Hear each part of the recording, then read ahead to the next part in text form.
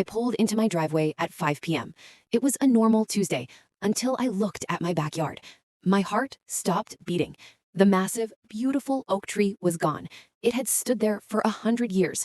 It provided shade for my entire house. Now it was just a jagged stump. Sawdust was covering my grass. I ran out of my car screaming, "What happened? Where is my tree?"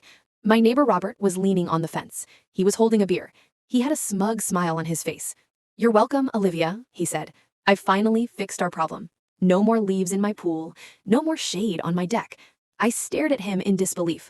"Robert, you came onto my property? You cut down my tree while I was at work?" He laughed and shrugged. "It was an eyesore anyway. I did you a favor." "Don't be so dramatic. It's just wood. It will grow back in 20 years. He really thought he was untouchable. He thought I was just a young woman who wouldn't fight back. He turned around to walk inside. "Send me a thank you card," he yelled. I stood there shaking with rage.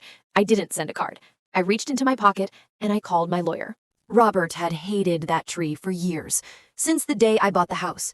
He was the nightmare neighbor. He complained about everything.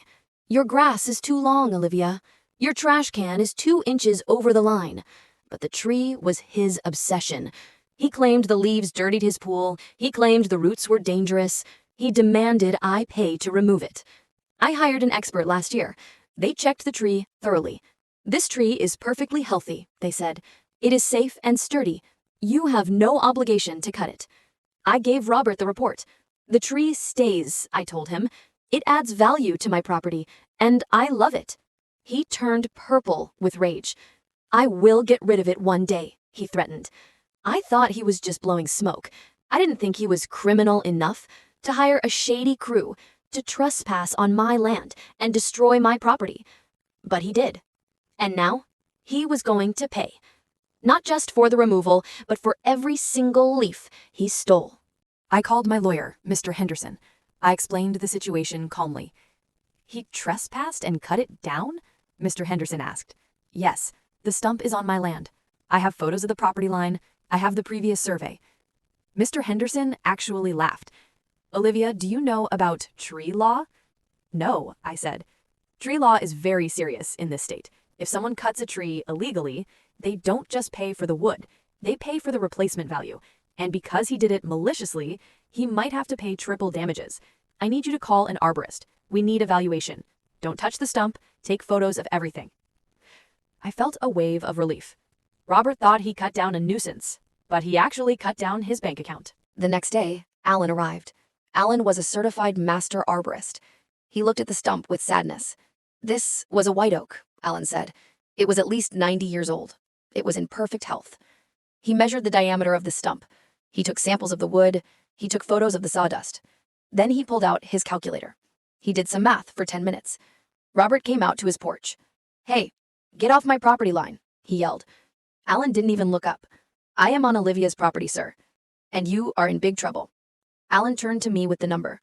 "Olivia, you cannot buy a 90-year-old tree. To replace this tree, we would need to import a mature oak. We would need cranes and heavy machinery. The replacement cost is $17,000 just for the tree, plus labor and landscape repair. The total value is roughly $20,000. My jaw dropped. $20,000? "Yes," Alan said. "And since this was malicious damage, the court usually triples it. So we are looking at $60,000. I looked over at Robert's house. He wasn't smiling anymore. He looked a little pale.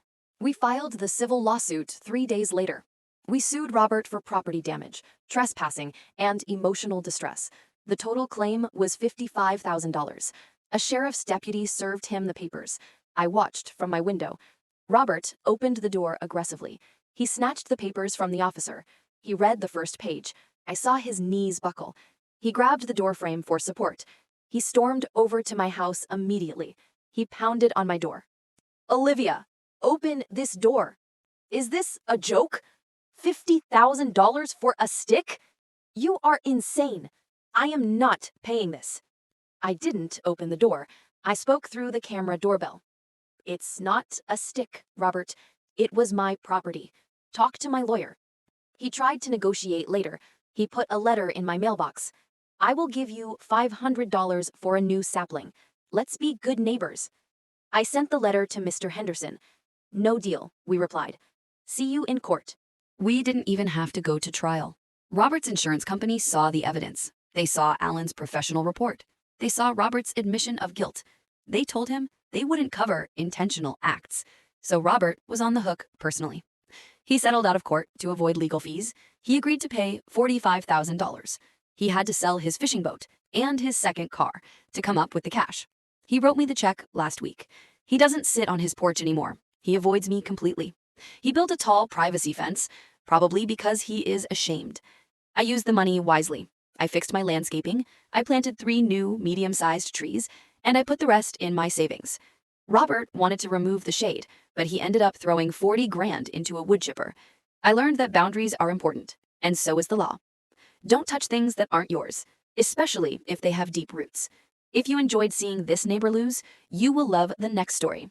My sister thought she could use me. She dropped her kids off and ran to Cabo, but she forgot I had the police on speed dial. Click the video on screen now to see how the golden child lost everything.